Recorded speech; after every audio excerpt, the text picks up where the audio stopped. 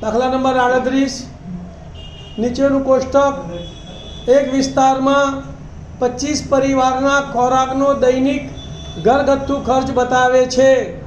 દૈનિક ખર્ચ રૂપિયા 100 થી 150 થાય એવા 4 પરિવારો, 150 થી 200 થાય એવા 5 પરિવારો, 200 થી 250 થાય એવા 12 પરિવારો, 250 થી 300 થાય એવા 2 પરિવારો અને 300 થી 350 થાય એવા 2 પરિવારો છે. પરિવારના ખોરાક પરના દૈનિક ઘરગથ્થુ ખર્ચનો મધ્યક યોગ્ય રીતનો ઉપયોગ કરીને શોધો.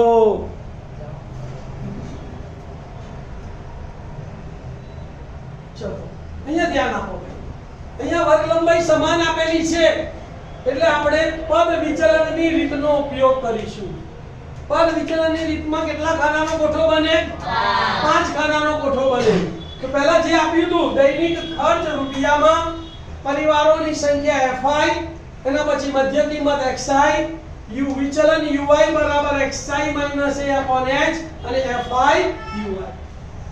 દૈનિક ખર્ચની કિંમતો આપણે કોઠામાંથી ઉતારી દઈએ. 100 થી 150, 150 થી 200, 200 થી 250, 250 થી 300, 300 થી 350 અને કુલ. આવૃત્તિ પણ કોઠામાંથી ઉતારી દઈએ. 4, 5, 12, 2, 2 અને કુલ 25. હવે ધ્યાન આપો.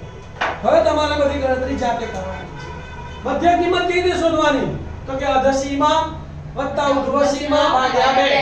100 વત્તા 150 ભાગ્યા 2 એટલે 250 ભાગ્યા 2 એટલે 125. અથવા આનાથી કેટલા વધારે છે? 50. 50 ના અડધા 25. તો 25 ઉમેરી દેવાના. તો પહેલી મધ્ય કિંમત કેટલી આવશે? 125. હવે તમારી વર્ગ લંબાઈ કેટલી છે? 50. વર્ગ લંબાઈ 50 છે. તો બધામાં 50 50 ઉમેરીને દરેક વખતે સરવાળો કરવાની જરૂર. તો 125 વત્તા 50 એટલે 175, 175 વત્તા 50 એટલે 225, 225 વત્તા 50 એટલે 275 અને 275 વત્તા 50 એટલે 325. બરાબર. હવે તમારે પદ વિચલનની રીત છે એટલે વચ્ચેવાળી સૌથી મોટી આવૃત્તિ કઈ છે? 12. તો વચ્ચેવાળીને આપણે ધારી લઈએ a. તો શું લખીશું બોલો? ધારેલ મધ્યક a બરાબર 225. હવે એનો ui શોધવાનો છે.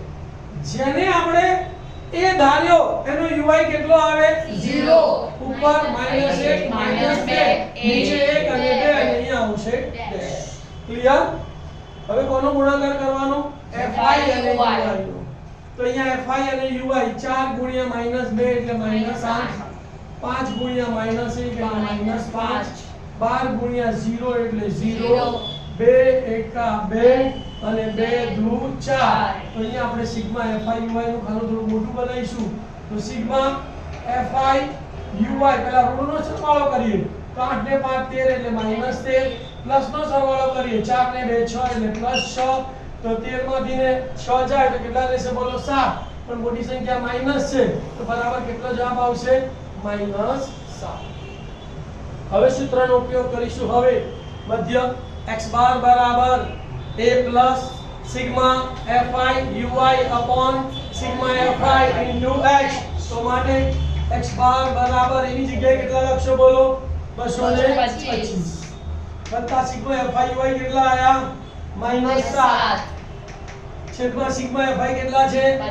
25 અને ગુણ્યા h કેટલો છે બોલો? 50. તો અહીંયા આવશે 50. સાદરૂપ આપીશું. હવે ધ્યાન આપજો. x બાર બરાબર 225 તો એમના એમ પ્લસ માઈનસ અહીંયા ભાગ 4 છે. 25 એકા 25 અને 25 50. તો 7 દુ 14. તો 225 માંથી 14 બાદ કરીશું.